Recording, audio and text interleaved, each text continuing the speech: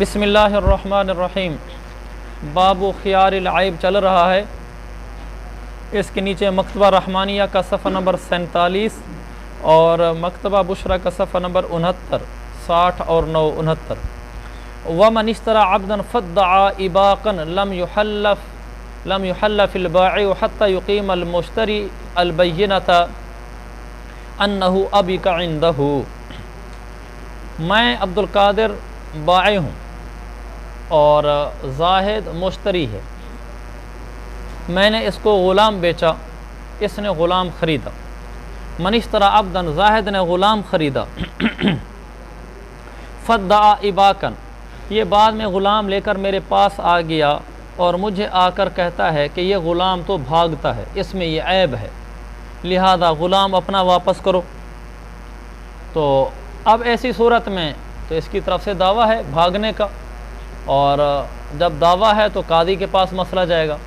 لم یحل فی البائع، جب قاضی کے پاس جائیں گے قاضی سیدھا یہ نہیں کرے گا، جب اس نے جا کر دعویٰ کر دیا یہ غلام بھاگتا ہے میرے پاس لہذا یہ غلام واپس کرایا جائے، تو قاضی سیدھا یہ نہیں کرے گا کہ پہلے تم گواہ دے دو اور پھر مجھ سے قسم لے لے۔ قاضی کیا کرے گا؟ لم یحل فی البائع حتی یقیم المشتری البینۃ انہ ابیک عندہ، سب سے پہلے قاضی قسم دلانے سے پہلے یہ بات پتہ کرے گا کہ مشتری اس بات کی بینہ دے کہ غلام اس کے پاس بھاگا ہے، غلام اس کے پاس بھاگا ہے۔ بھاگنے کے بعد یہ جو وہ گواہی اس کی پیش کرے گا، اس کی یہ گواہی پیش کرنا کس بات کی ہوگی؟ اس کی یہ گواہی پیش کرنا اس بات کے لیے ہوگی کہ میرے دعوے کی سماعت ہو سکے۔ اپنے دعوے کی سماعت کرانے کے لیے پہلے اس بات پر بینہ پیش کرے گا کہ میرے پاس غلام بھاگا ہے۔ دیکھو تو میں اگر یہ تھوڑا سا الجھن میں لگ رہا ہے، یہ دیکھو حاشیہ نمبر 1، ومن اشترى اوپر جو حاشیہ نا، اذا ادعى المشتری اباق العبد المشترى، جب مشتری نے یہ دعویٰ کیا کہ خریدا ہوا غلام بھاگتا ہے، وکذبہ البائع، اور بائع نے کہا کہ نہیں یہ تو نہیں بھاگتا، تو اب فالقاضی لا يسمع دعوى المشتری، یعنی یہ تو کہہ رہا ہے کہ غلام بھاگتا ہے، میں کہتا ہوں غلام بھگوڑا نہیں ہے۔ اب قاضی کی عدالت میں جا رہا ہے نا، قاضی مشتری کا دعویٰ نہیں سنے گا حتی یثبت وجود العیب عندہ، یہاں تک کہ پہلے مشتری یہ ثابت کرے کہ میرے پاس یہ عیب پایا گیا ہے۔ دوسرے عیب تو وہ ہوتے ہیں نا کہ وہ نظر آ رہے ہوتے ہیں، مثلا جا کر قاضی کہہ سکتے ہیں جی دیکھیں اس کا پھوڑا ہے، دیکھیں جی اس کا زخم ہے، لہذا یہ عیب دار ہے، میرا غلام واپس کرایا جو میں نے اس سے خریدا ہے۔ لیکن اب جس بات کو وہ کہہ رہا ہے کہ غلام میرے پاس بھاگتا ہے، اس کا ثبوت کہ بھاگتا بھی ہے کہ نہیں ہے، اس تو نظر نہیں آ رہی نا یہ چیز، اس لیے پہلے قاضی دعوے کی سماعت کے لیے قاضی کیا کرے گا؟ فالقاضی لا يسمع دعوى المشتری، قاضی اس وقت تک اس کی فائل ہی اپنے پاس رجسٹر نہیں کرے گا، یعنی دعوے کی سماعت ہی شروع نہیں کرے گا حتی یثبت وجود العیب عندہ، یہاں تک کہ مشتری یہ ثابت کرے کہ اس کے پاس یہ عیب پایا گیا ہے۔ فإن اقام بینۃ انہ ابیک عندہ، اگر مشتری نے یہ بینہ پیش کی کہ یہ غلام مشتری کے پاس بھاگا ہے، یسمع دعواہ، اب اس کا دعویٰ سنا جائے گا۔ اب دعویٰ سننے پر یقال للبائع، بائع سے کہا جائے گا هل كان عندك هذا العیب في الحالة التي كان عند المشتری، آگے وہی بات۔ تو پہلے یہ ثابت کرے گا اپنے عیب کو ثابت کرنے کے بعد پھر قاضی سے نہیں مطلق اس کے کہہ دینے سے کہ غلام بھاگتا ہے، میں غلام واپس کرنا چاہتا ہوں، ڈائریکٹ قاضی آگے قسم لینا نہیں شروع کر دے گا۔ سمجھ اس مسئلے کو؟ یہ بات کہنا چاہتا ہے۔ تو اس نے فدعى اباقا، اباق کا دعویٰ کہ لم يحل فی البائع، بائع سے قسم نہیں لی جائے گی یہاں تک کہ مشتری پہلے اس بات پر بینہ پیش کرے کہ یہ غلام اس کے پاس واقعی بھاگا بھی ہے۔ والمراد، یہ کون سی مراد سننے کا نا، لم يحلف، بائع سے قسم لی جائے گی نا، مراد التحلیف علی انہ لم یعبک عندہ، ہاں نے کہا نا بائع سے قسم نہیں لی جائے گی۔ قسم کس بات کی نہیں لی جائے گی؟ قسم کی کیا وضاحت ہے؟ مراد یہ کہ اس بات پر قسم کہ وہ بائع کے پاس نہیں بھاگا تھا، بائع سے یہ قسم لی جائے گی نا بھی آپ کے پاس یہ غلام بھاگنے والا عیب آپ کے پاس نہیں تھا، یہ آپ کے پاس جانے کے بعد پھر اس کے پاس ہوا، تو بائع سے یہ قسم لی جائے گی کہ آپ کہیں کہ میرے پاس غلام نہیں بھاگا کبھی بھی۔ آگے الفاظ کیا ہوں گے ابھی آگے آ رہا ہے۔ یہ ابھی کا یا بک نہیں ہے، ابا کا یا بک ہے، جزاکم اللہ، ابا کا یا بکم، ویسے ابا کا یا ابی کو ہی ہونا چاہیے، کیونکہ ضرب یضرب سے ہی ہونا مناسب لگتا ہے، اسی لیے کہ جو غلام بھاگتا ہے اس کی پٹائی ہوتی ہے، تو ضرب یضرب سے ہونا چاہیے۔ ہاں یہ ایک ٹوٹکا ہے، یاد رکھنے کا ہے، انشاءاللہ مجھے بھی یاد رہے گا اس ٹوٹکے سے۔ اچھا، لم یعبک عندہ، کیونکہ بھگوڑا غلام ضرب کا مستحق ہوتا ہے۔ المراد والتحلیف انہ علی انہ لم یعبک عندہ، لأن القول، یہ دلیل ہے لم یحلف کی۔ ہم نے کہا نا بائع سے اس وقت تک قسم نہیں لی جائے گی جب تک مشتری یہ بینہ نہ پیش کر دے۔ یہ حکم ہم نے کیوں بیان کیا ہے؟ اس لیے کہ لأن القول وإن کان قولہ، کیونکہ قول اگرچہ بائع کا قول ہونا چاہیے، کیونکہ بائع منکر ہے نا، تو منکر کا قول مانا جاتا ہے، کیونکہ قول اگرچہ بائع کا قول ہی ہوتا ہے، ہوگا یہاں پر، ولیکن انکارہ، لیکن بائع کا انکار انما یعتبر، بائع کے انکار کا بھی تو تب اعتبار کیا جائے گا نا، بعد قیام العیب بالعبد فی ید المشتری، اس کے بعد کہ پہلے مشتری کے قبضے میں غلام کے اندر عیب کا پایا جانا تو ثابت ہو جائے، پہلے غلام کے اندر عیب کا پایا جانا ثابت ہو جائے، اس کے بعد ہی کسی کا انکار ہوگا یا اقرار ہوگا نا۔ لہذا بائع سے ہم کہہ رہے ہیں نا کہ یہاں پر بائع سے اس وقت تک قسم نہیں لی جائے گی جب تک مشتری بینہ پیش نہ کر دے، اس لیے کہ مشتری کے بینہ پیش ہونے کے بعد پتہ چلے گا کہ واقعی عیب تھا، عیب ہونے کے بعد پتہ چلے گا کہ اب بائع منکر ہے، تو اس کا منکر ہونا موقوف ہے اس پر کہ پہلے اس عیب کو ثابت کرو، لہذا پہلے عیب کے ثابت کرنے کے لیے مشتری سے بینہ دلوائی جائے گی، پھر اس سے قسم کھلائیں گے۔ وَمَعْرِفَتُهُ بِالْحُجَّةِ، اور اس کی معرفت کے قیام عیب کی معرفت کہ واقعی عیب اس میں ہے، یہ تو حجت کے ذریعے سے ہی پہچانی جا سکتی ہے، قیام عیب کی پہچان حجت کے ذریعے سے ہوگی۔ حجت کیا ہے؟ اس کی بینہ پیش کرنا، لہذا پہلے وہ بینہ کے ذریعے سے پہچان کرائے گا کہ عیب موجود ہے، جب ہمیں عیب کی پہچان ہو جائے گی اب اگلا آدمی منکر ہے تم قسم کھلائیں گے اسے۔ فَإِذَا أَقَامَهَا، جب مشتری نے بینہ قائم کر دی، مشتری نے ثابت کر دیا کہ واقعی غلام میرے پاس بھاگا ہے، عیب ثابت ہو گیا، تو اب اسے قسم کھلائی جائے گی نا۔ اب قسم کن لفظوں سے کھلائی جائے گی یہ کہا جا رہا ہے، حلف باللہ تعالی لقد باعہ وسلمہ الیہ وما ابق عندہ قط، قسم کھلائی جائے گی بائع سے، اللہ کی قسم کھلائی جائے گی، یہ والی قسم کھلائی جائے گی کہ بائع نے مشتری کو غلام بیچا تھا اور اس کو سپرد کیا تھا، اور یہ غلام اس کے پاس کبھی بھی نہیں بھاگا تھا۔ بائع نے مشتری کو غلام بیچا تھا اور سپرد کیا تھا اس حال میں کہ زندگی بھر قطو، بائع کے پاس زندگی میں کبھی بھی نہیں بھاگا تھا۔ قطو کا مطلب تو آپ کو جانتے ہی ہیں کہ زندگی میں کبھی نہیں بھاگا تھا، تو یہ اس طرح کے الفاظ قسم کھلائیں گے۔ قضا قال فی الکتاب، کتاب میں یہی مسئلہ مذکور ہے، اور یہاں کتاب سے مراد مبسوط ہے، اور ایک قول یہ کہ کتاب سے مراد یہاں جامع صغیر ہے۔ اچھا، وَإِن شَاءَ حَلَّفَهُ بِاللَّهِ، اور اگر قاضی چاہے تو حلفہ، قاضی اس سے یہ قسم لے سکتا ہے اس طریقے سے بھی، باللہ ما لہو حق رد علیک من الوجہ الذی یدعی، لہو کا مرجع ہے مشتری، علیک سے مراد علی البائع، تو قاضی یوں قسم کھلائے گا کہ اللہ کی قسم، اب قاضی بائع کو مخاطب بنا کر مخاطب سے کہہ رہا ہے، یعنی یوں بھی قاضی قسم دلا سکتا ہے، قاضی کہے گا کہ قسم کھو یوں، اللہ کی قسم اس مشتری کا، اے بائع تیرے اوپر واپسی کا کوئی حق نہیں ہے اس طریقے سے جس طریقے سے مشتری دعویٰ کر رہا ہے، یعنی جس طریقے سے مشتری دعویٰ کر رہا ہے نا اس طریقے سے تیرے اوپر واپسی کا کوئی حق نہیں بنتا، یعنی وہ یہ دعویٰ کر رہا ہے کہ یہ عیب تیرے پاس موجود تھا، تو قسم کھا کہ اس طریقے سے میرے اوپر کوئی حق نہیں بنتا، یہ بھی ٹھیک ہے۔ او باللہ، یا یہ قسم بھی کھلا سکتا ہے، ما ابق عندک قط،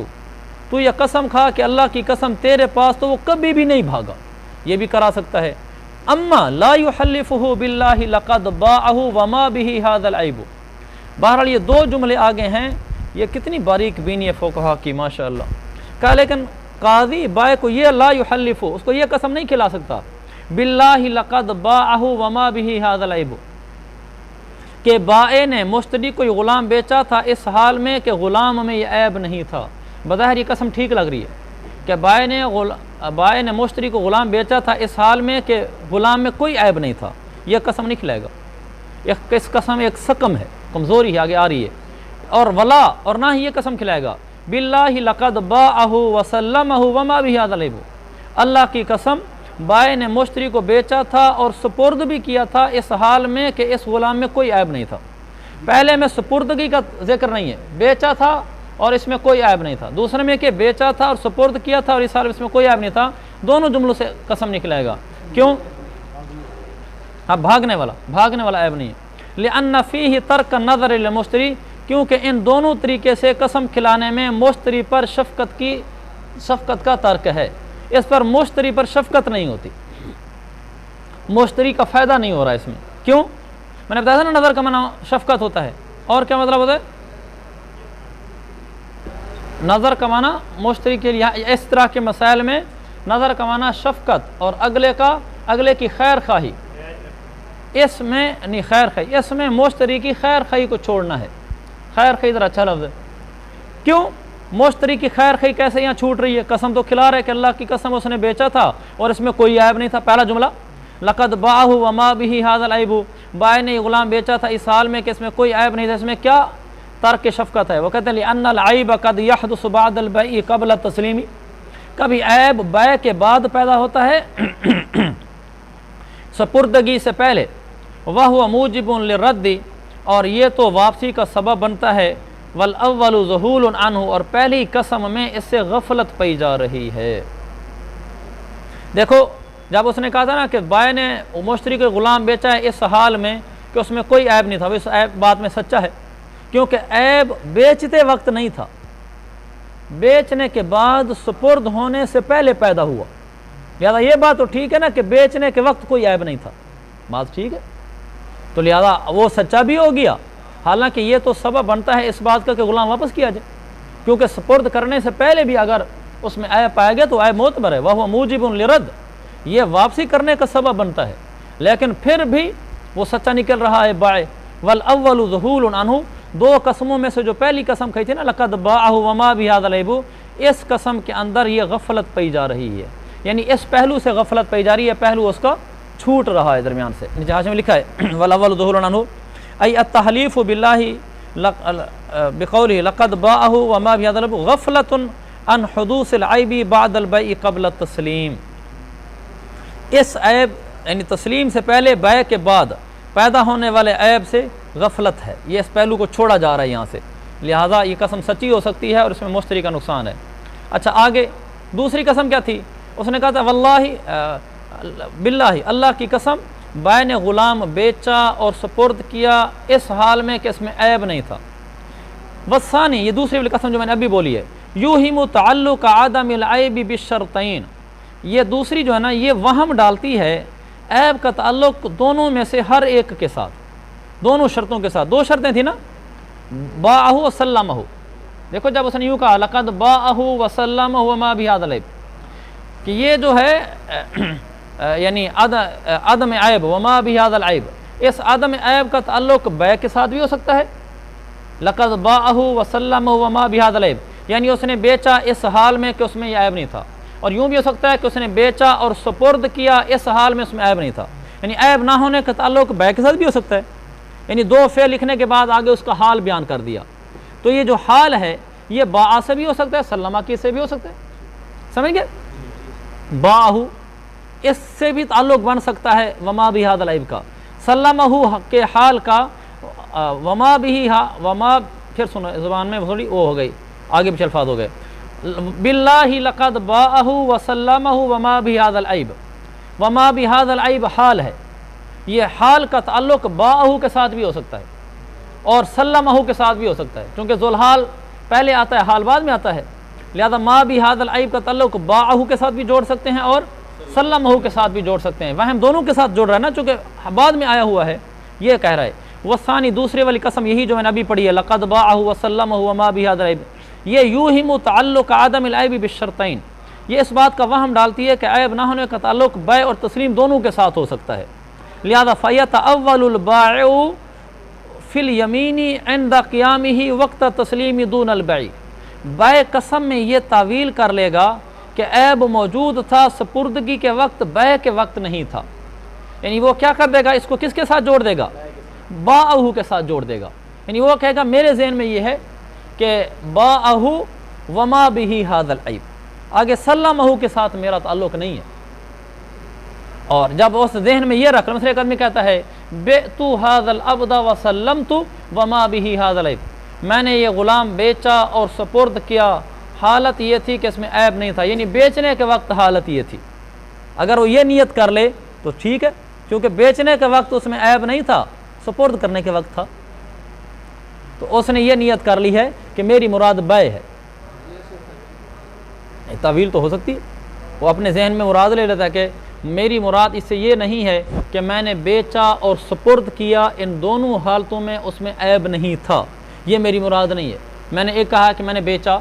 میں نے سپرد کیا، اس میں عیب نہیں تھا، عیب نہیں تھا کہ تعلق بیچنے کے ساتھ ہے، یہ وہم ہو سکتا ہے عبارت کے لحاظ سے، وہ اپنی اس تعویل کر جائے گا، لہذا یہ جملہ بھی ہم نہیں کہلا سکتے۔ ہاں اگر وہ یہ ہوتا کہ اس نے بیچا اور سپرد کیا، ان دونوں حالتوں میں عیب نہیں تھا، تو پھر تو ٹھیک ہے، لیکن وہ اپنے کلام میں تعویل کر جائے گا، اور یہ ہو سکتا ہے یہ تعویل، چونکہ پہلے دو فعل گزرے ہیں جن کے اندر ان کا فاعل موجود ہے اور آگے حال آ رہا ہے، یہ تعویل کی گنجائش ہے۔ ولو بس یہ مسئلہ ختم ہو گیا، لہذا اس طرح کی قسمیں نہیں کھلائے گا جو بعد میں دو بیان کی ہیں، بلکہ اس طرح کی قسمیں کھلائے گا جو شروع میں آئی ہیں۔ اچھا، ولو لم یجد المشتری، اب یہ مسئلہ قسمیں کھلانے والا، قسموں کے الفاظ والا مکمل ہو گیا۔ ولو لم یجد المشتری بینۃ علی قیاب العیب عنده، اگر مشتری نہ پا سکا بینہ اس بات پر کہ مشتری کے پاس عیب موجود تھا، سمجھ اس بات کو، یعنی مشتری یہ نہیں قاضی کے سامنے ثابت کر سکا کہ میرے پاس غلام بھاگا ہے، واراد تحلیف البائع، اور وہ بائع سے یہ قسم کھلانا چاہتا ہے، کون سی قسم؟ وہ کہتے ہیں اچھا جی قاضی صاحب آپ بائع سے یوں قسم کھلا دیں، باللہ ما نعلم انہ ابک عندہ، یہ بائع کہہ دے کہ اللہ کی قسم ہم نہیں جانتے، یعنی اچھا جزاک اللہ، ہم نے بڑی تعویلوں سے نیچے لکھا ہوا ہے ما نعلم ای ما یعلم، میں نے نیچے لکھا ہوا ہے ما نعلم ای ما یعلم البائع، یہ میں نے نیچے لکھا ہوا ہے کہ مراد ہم بول کر یعلم ہے، لیکن تمہارے سیدھا یعلم لکھا ہوا ہے۔ چلیں یہاں رحمانیہ میں نعلم ہے اور بشرا میں یعلم ہے، رحمانیہ میں نعلم بھی ہو تو بھی مراد یعلم ہے، اور بشرا میں ہے یعلم تو بالکل آسان ہے۔ یہ قسم نہیں کھلائے گا ما یعلم انہ ابک عندہ، یہ قسم نہیں، وہ یہ قسم کھلانا چاہتا ہے کہ اللہ کی قسم بائع یہ بات نہیں جانتا کہ اس کے پاس غلام بھاگا ہے، وہ یہ بات نہیں جانتا، کس کے پاس؟ مشتری کے پاس، یعنی مشتری یہ کہنا چاہتا ہے قاضی صاحب آپ بائع سے، میرے پاس مشتری یہ کہہ رہا ہے کہ قاضی صاحب میرے پاس گواہ نہیں ہے، غلام میرے پاس بھاگا ہے، آپ بائع سے کہہ دیں یہ قسم کھا دے کہ اللہ کی قسم مشتری کے پاس غلام نہیں بھاگا، اس کو بھی پتہ ہے یہ میرے پاس غلام بھاگا ہے، جب یہ خود جانتا ہے میرے پاس بھاگا ہے، اپنی اسی بات پر غلام واپس سے لے لے، آپ اسے قسم کھلائیں، یہ کہے کہ اللہ کی قسم مشتری کے پاس غلام کبھی نہیں بھاگا، میں مان لوں گا، یہ قسم کھلاؤ اسے، یحلف علی قولہما، صاحبین کے قول کے مطابق اسے قسم کھلائی جائے گی کہ بھائی تو یہ قسم کھا لے کہ اللہ کی قسم مشتری کے پاس نہیں بھاگا، تو کہ میں نہیں جانتا کہ یہ بھاگا، مجھے نہیں پتہ بھاگا۔ واختلف المشائخ علی قول ابی حنیفہ، صاحبین کے ہاں تو قسم کھلائی جائے گی، اور امام صاحب کے مذہب پر مشائخ کا اختلاف ہے، بعض نے کہا ہے کہ قسم کھلائی جائے گی جیسے صاحبین کہتے ہیں، لیکن بعض نے کہا ہے کہ نہیں کھلائی جائے گی، صاحبین کے برعکس مذہب ہے، بنائے میں لکھا ہے وہو الصح، یہی زیادہ صحیح قول ہے کہ یہ واقعی اختلافی مسئلہ ہے، صاحبین کے نزدیک اس طرح کی قسم کھلائی جائے گی اور امام صاحب کے نزدیک نہیں کھلائی جائے گی۔ صاحبین کی دلیل قسم کیوں کھلائی جائے گی؟ ان دعوی معتبرۃ، مشتری کا دعویٰ معتبر ہے کہ وہ دعویٰ لے کر آیا ہے کہ میرے غلام میں عیب ہے، اس کو واپس کرو، حتی یترتب علیہ البینۃ، اس کا دعویٰ کیسے معتبر ہے کہ اس کے اوپر بینہ مرتب ہو رہی ہے، کہ دعویٰ معتبر ہے تو قاضی نے اسے کہا ہے کہ بینہ لے کر آؤ اس بات پر کہ تمہارے پاس بھاگا ہے، اگر دعویٰ معتبر ہی نہ ہوتا تو قاضی بینہ نہ مانگتا، بینہ تو اسی دعوے کی مانگی جاتی ہے نا جو دعویٰ پہلے قاضی معتبر مان لے کہ دعویٰ ٹھیک ہے بینہ پیش کرو، جب قاضی نے اسے کہا ہے کہ بینہ پیش کر غلام تیرے پاس بھاگا ہے تو پتہ چلا کہ دعویٰ معتبر ہے، جب دعویٰ معتبر ہے اور اس پر بینہ مترتب ہو رہی ہے فقضا یترتب التحلیف، لہذا پھر قسم کھلانا بھی مرتب ہوگا، بینہ مرتب ہو سکتی ہے، تحلیف مرتب نہیں ہو سکتی، وہ بھی ہوگی۔ وَلَهُ، اور امام صاحب کی دلیل علی ما قالہ البعض، بعض مشائخ کے قول کے مطابق، کون سے بعض ہیں؟ جو کہتے ہیں قسم نہیں کھلائی جائے گی، کیونکہ جو کہتے ہیں قسم کھلائی جائے گی ان کے نزدیک تو پھر اختلافی مسئلہ نہ رہا، پھر تو وہی صاحبین والی دلیل بن گئی۔ جو کہتے ہیں قسم کھلائی نہیں جائے گی ان کے نزدیک امام صاحب کی دلیل ان الحلف یترتب علی دعوی صحیحۃ، ان کے نزدیک قسم کا ترتب ہوتا ہے صحیح دعوے کے اوپر، یعنی پہلے دعویٰ صحیح ہو پھر ہی آگے قسم کھلائیں گے نا، اور صحیح دعویٰ کیا ہوتا ہے؟ دعویٰ کب صحیح ہوتا ہے؟ وَلَيْسَتْ تَصِحُّ إِلَّا مِنْ خَصْمٍ، اب وہ ترتیب اور امام صاحب لے کر چل رہے ہیں۔ سب سے پہلے امام صاحب کی بات یہ ہے کہ قسم نہیں کھلائی جائے گی، اب وہ دلیل دے رہے ہیں بڑی ترتیب کے ساتھ، فرماتے ہیں کہ دیکھو कसम का तरत्तुब होता है सही दावे के ऊपर। ये बात ठीक है, दावा सही होगा तो कसम खिलाई जाएगी ना, गलत दावे पर तो कसम नहीं होगी। दावा सही कैसे होता है? लैसत तसेहु इल्ला मिन खासमिन, दावा सही नहीं होता मगर किसी मुद्दाई मद्दे मुकाबिल की तरफ से, आगे कोई मद्दे मुकाबिल आए वो आकर दावा पेश करे। और वला यसीरु खस्मन, और कोई आदमी खस्म मद्दे मुकाबिल मुद्दाई नहीं बनता, या मुश्तरी है, या मुश्तरी उस वक्त तक खस्म नहीं बन सकता फी ही इस मसले में, इस मसले में वो मद्दे मुकाबिल मुद्दाई नहीं बन सकता इल्ला बादा क़ियामिल ऐब, मगर वो क़ियाम ऐब के बाद। पहले ऐब मौजूद होगा फिर ही वो आकर मुद्दाई बनेगा ना, कहेगा जी ये ऐब है अब मेरा दावा सुनो। तो ऐब पैदा होने के बाद ही वो खस्म बन सकता है। तो व इज़ा नकिल, बस यहाँ पर, और यहाँ पर हमने इमाम साहब ने फरमाया पहले वो ऐब साबित करेगा, ऐब साबित करने के बाद फिर वो खस्म बनेगा, खस्म बनने से उसका दावा सही शुमार होगा, दावा सही होगा तो अब आगे से कसम भी ले जाएगी। जब वो शुरू में ऐब का होना साबित ही नहीं कर सका तो इसका पता चला कि वो खस्म नहीं बना, खस्म नहीं बना तो दावा सही नहीं हुआ, दावा सही नहीं हुआ तो हल्फ तो दावा सही पर मुरतब होती है। समझेंगे दलील को? अच्छा, व इज़ा नाकिला, साहिबैन के मज़हब के मुताबिक ये ना कि उसे कसम खिलाई जाएगी, और इमाम साहब का भी एक कौल, एक बात की रिवायत के मुताबिक कि कसम खिलाई जाएगी। चलो इमाम साहब का कौल हम ले रहे हैं। इमाम साहब के नज़दीक जब बै कसम खिलाई जाने लगी और बै ने कसम खाने से नकूल कर लिया, इज़ा नकिल अल बायु अनिल यमीनी बि अन्ना, यहाँ भी मा नालम लिखा हुआ है, बि अन्ना मा नालम अन्नाहु अबकंदो, आपका क्या लिखा हुआ है? बि अन्ना मा नालम, इसका मतलब फिर पीछे भी नालम था तो नालम बमाना ये आलम था। अगर वो कसम खाने से रुक गया, ये वाली कसम कि अल्लाह की कसम हम नहीं जानते कि ये ग़ुलाम इस मुश्तरी के भाग है, हम नहीं जानता, मैं नहीं जानता, ग़ुलाम वो बाय कहेगा कि अल्लाह की कसम मैं नहीं जानता ये इसके भागा, ये कसम खाने से वो इनकार कर गया, कहता ये कसम मैं नहीं खाता, ये वाली कसम कि अल्लाह की कसम मैं नहीं जानता कि मुश्तरी के भागा है, ये कसम खाने से जब नकूल कर लेगा युहल्लफु सानियन, अब दूसरी दफ़ा कसम ली जाएगी लिर्रद्दि अलल वजहि अल्लज़ी क़द्दमनाहु, उस तरीके के मुताबिक ग़ुलाम को वापस करने के लिए कसम खिलाई जाएगी जो तरीका हम पहले बयान कर चुके हैं। पहले कौन सा तरीका बयान कर चुके हैं, या बिनाए वाला लिखता है, यानी उससे यूँ कसम खिलाई जाएगी वो शुरू वाला बिल्लाहि मा लहु हक़्क़ु रद्दि अलैका मिनल वजहि अल्लज़ी यद्दई, है ना मतन में, या दूसरा वहीं साथ ही लिखा हुआ था बिल्लाहि मा अबका इंदका कत्तु, फिर वो जो तरीका हम पीछे बयान कर चुके हैं फिर उस तरीके से, यानी पहले ये कसम खिलाएंगे, अगर वो ये कसम नहीं खाता तो कादी दूसरी कसम तो खिला सकता है, तो फिर वो युहल्लफु साहिबैन कहते हैं फिर दूसरी मरतबा उससे ये कसम खिलाई जाएगी कि उस तरीके से कसम खो जिस तरीके से ऊपर गुजरा है। काला रज़ियल्लाहु अन्हु, मुसन्निफ़ साहब ने, मुसन्निफ़ रहमतुल्लाह अलैह ने फरमाया, रज़ियल्लाहु अन्हु लिखा है बाज़ों ने, वो मेरे औराक भी हैं जो आपके पास, जिसमें मैंने हिदायत की कुछ बुनियादी मबादियात लिखी हैं, उसमें लिखा हुआ है कि ये शागिर्दों ने बाद में अदब एहतराम में लिख दिया। इसमें सवाल पैदा होता है कि रज़ियल्लाहु अन्हु तो सहाबी के साथ ख़ास होता है, इसका जवाब ये है कि जहाँ इश्तिबाह हो कि आदमी कहीं सहाबी ना हो वहाँ नहीं लिखना चाहिए रज़ियल्लाहु अन्हु। ये इसलिए बनाए गए हैं ताकि लोगों को फ़र्क रहे कि नबी कौन है, सहाबी कौन है, बुज़ुर्ग कौन है, क्योंकि सारे अम्बिया के नाम, सारे सहाबा के नाम, सारे बुज़ुर्गों के नाम तो हर आदमी नहीं जानता। अगर बुज़ुर्गों के नाम के साथ भी रज़ियल्लाहु अन्हु लिखा जाने लगे, अगरचे नफ्स माना के लिहाज से ठीक है रज़ियल्लाहु, अल्लाह से राज़ी हो, लिखा जाने लगे तो फिर कलाम में, तहरीरात में, तसनीफ़ात में पता नहीं चलेगा कि सहाबी है गैर सहाबी है,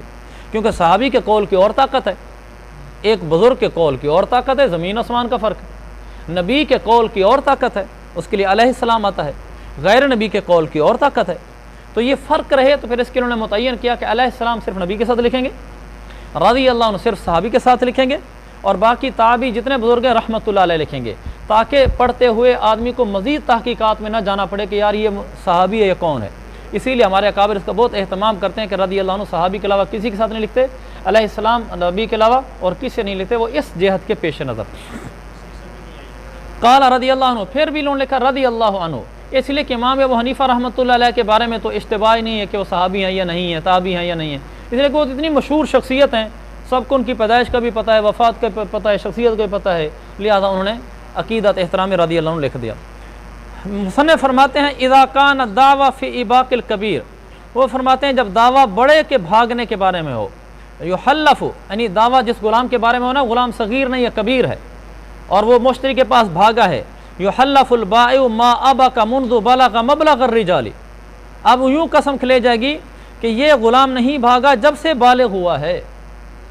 लिअन्न अल-इबाक फ़ी सिग़री ला यूजिबु रद्दहु बाद अल-बुलूग़, ये पहले पढ़ चुके हैं ना कि बचपन में अगर ग़ुलाम भागा हो